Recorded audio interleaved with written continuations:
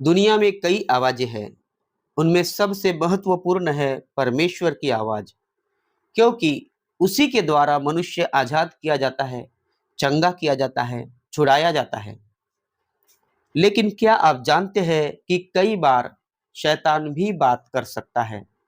उसने अदन की वाटिका में हव्वा से बात की, लूका 4 में यीशु मसीह से बात की, यहूदा इस्करियोती से बात की।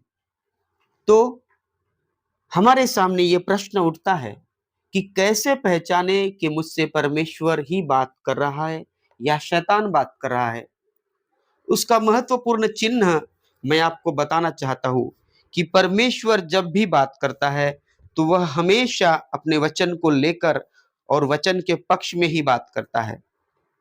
बल्कि जब भी शैतान बात करे तब हो सकता है कि वह परमेश्वर के वचन को लेकर बात करे, लेकिन हमेशा ही वह परमेश्वर के वचन का विरोध करता है, उसके खिलाफ ही बात करता है। इसीलिए हर विश्वासी में यह काबिलियत होनी चाहिए कि वह पहचाने कि कौन मुझसे बात कर रहा है।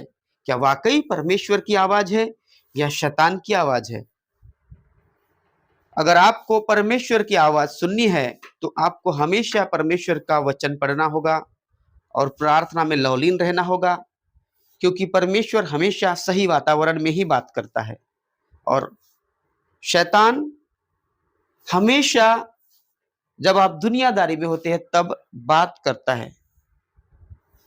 लेकिन जब परमेश्वर की आवाज आपको सुननी है तो उसकी महिमा में, उसकी उपस्थिति में ही आपको रहना होगा।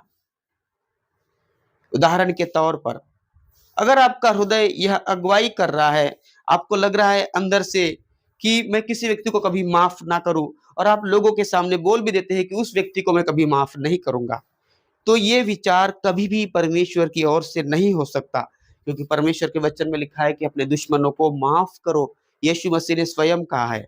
लेकिन फिर भी यह विचार किसी विश्वासी के मन में उठ सकता है जो परमेश्वर के वचन पर विश्वास करता हो, तो समझ लीजिए यह शैतान की ओर से है और उस विचार का आपको खंडन करना चाहिए।